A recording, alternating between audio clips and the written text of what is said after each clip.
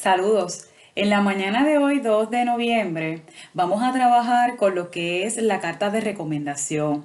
Vamos a hacer un pequeño ejercicio de repaso para tener el trasfondo de lo que ha sido la unidad 9.2, porque ya este sería nuestro último tema. En la unidad 9.2 trabajamos inicialmente con el ensayo de Luis Rafael Sánchez, titulado Las señas del Caribe. Hicimos varios ejercicios y luego pasamos entonces al estudio del poema de Luis Pález Matos titulado Majestad Negra. ¿Con qué propósito? Con que el estudiante se insertara después de aquella unidad 9.1 en la cual hablamos tantas veces, una y otra vez, del origen y de la evolución del español, que el estudiante entonces se insertara en su espacio, que sería entonces las Antillas, el Caribe. Ahora bien, una vez finalizados los ejercicios pertinentes para esas dos lecturas, que incluyeron trabajos con vocabulario, preguntas, comparación entre ambas, comenzamos entonces a trabajar ejercicios de redacción. Las pasadas lecciones estuvieron centradas en lo que son los párrafos, específicamente el párrafo argumentativo. Discutimos un pequeño bosquejo, definimos lo que es un párrafo. Tuvimos la oportunidad de trabajar con un párrafo argumentativo de ejemplo y luego entonces el estudiante construyó el suyo propio. Hoy vamos a continuar entonces en esa línea de la redacción con la carta de recomendación. Debo aclarar y decir que a la edad de ustedes jóvenes del 9º grado no se le va a solicitar que usted recomiende a otra persona, pero sí es posible que ya usted para hacer involucrarse en distintas actividades de estudios o de trabajo, que posteriormente ya usted va a entrar a una edad en donde pudiera trabajar, se le va a requerir una carta de recomendación. Y si desde ahora usted sabe lo que incluye esa carta de recomendación, usted le puede decir a esa persona que lo recomienda o que la recomienda qué escribir en esa carta. Así que ese es el propósito de esta lección que nos va a tomar 2 días. En la mañana de hoy, ustedes recibieron en su correo electrónico este documento, que es básicamente una presentación de PowerPoint, solo que yo la imprimí y preferí enviársela en PDF para que no hubiera problemas entonces con los distintos dispositivos que ustedes utilizan para poder reproducir sus materiales. Y luego entonces un pareo. Vamos primero a discutir, ¿verdad?, lo que sería nuestra lección y nuestro texto de hoy, que es la carta de recomendación. Una carta de recomendación es un documento por el cual un ser humano recomienda a otro, ya sea para estudiar o para trabajar. Así que ya sabemos que hay un propósito específico con la carta de recomendación. La persona que escribe la carta debe mencionar para qué es que se está redactando ese texto. Por lo tanto, si la maestra de español le va a hacer una carta de recomendación a usted, ya usted le debió haber dicho a la maestra con qué propósito usted va a trabajar esa carta. Y la maestra entonces al inicio de la carta debe, ¿verdad?, saber para qué lo va a recomendar, porque ahí entonces es donde está la parte más importante de este documento.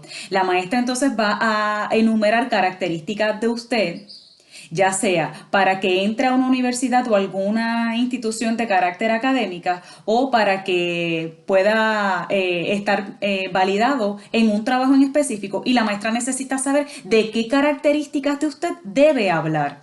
La carta, al igual que otras que nosotros hemos estudiado, ¿verdad?, a lo largo de todo nuestro desarrollo en la escuela elemental e intermedia, la carta debe comenzar con la fecha y el lugar en donde se está escribiendo, porque eso hace que haya constancia y veracidad en el documento. Luego debe proveerse en el asunto el propósito por el cual se está redactando esa carta. Es bien básico: recomendación para estudio o recomendación para empleo, para trabajo, si alguien desearía utilizar esa otra palabra.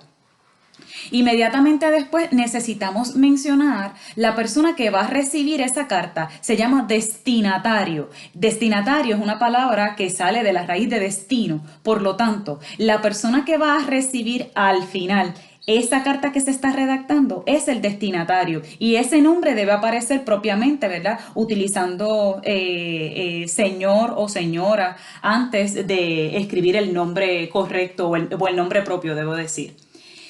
Después debemos entonces trabajar con un saludo.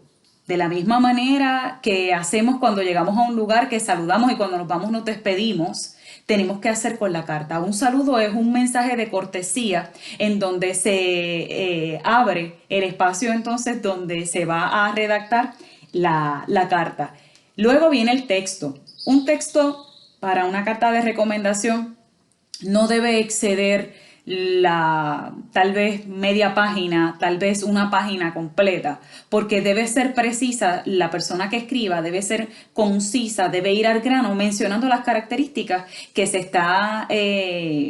que se ha podido observar en esa persona que se está recomendando, que lo hacen capaz de ese trabajo o de ese estudio, ese lugar donde va a ir a estudiar. Es bien importante que en el texto también se mencione la fecha desde el momento en el que la persona que está escribiendo la carta conoce a la persona que está recomendando, porque eso también entonces le va a dar más peso a ese texto. Y las últimas dos partes de la carta de recomendación es la despedida, de la misma manera en que usted saluda cuando llega, saluda cuando se despide cuando se va. Asimismo en la carta, saluda cuando inicia y se despide cuando finaliza. Es un mensaje de cortesía para iniciar, si fuera el saludo, o para finalizar, si fuera la despedida.